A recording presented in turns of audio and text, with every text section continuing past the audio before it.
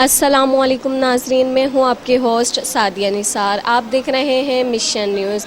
जी, आज हम मौजूद हैं कराची सिविल हॉस्पिटल में। यहां ऑल पैरामेडिकल के लिए मीटिंग रखी गई है। आए चलते हैं मीटिंग की तरफ। All Sindh peoples paramedical Karachi division की जानिब से सिविल अस्पताल ओपीडी में हंगामी इजलास मुंतखब किया गया, जो कि सिंध के सदर सलमान मेमन के फेक नोटिफिकेशन जारी करने पर रखा गया।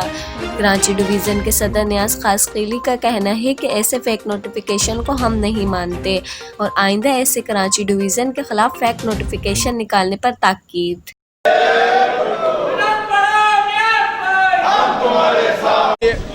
ये भुट्टो, ये शहीद रानी, ये बिलावल भुट्टो। ये जो आज का प्रोग्राम था, all Sindh principal Karachi division की कैबिनेट का इजलास था। हमारे डिस्ट्रिक्ट भी मौजूद थे उसमें, टाउन भी।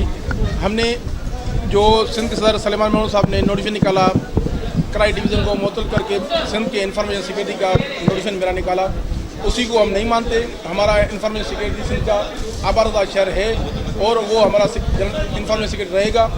तंजीम में एक का फैसला नहीं होता है, पूरी सिंध की कैबिनेट का फैसला होता है।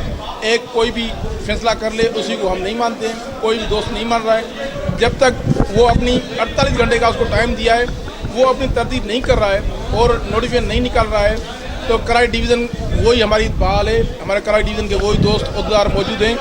वो 48 घंटे में हमारे पास नहीं आएगा, जवाब नहीं देगा, तो हम आगे का राय अमल देखेंगे।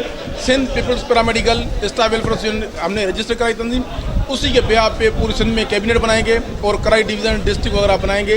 जितने भी दोस्त हैं वो हमारे साथ हैं और साथ ही रहेंगे, इंशाअल्लाह ताला मिल के काम करेंगे। मेहरबानी।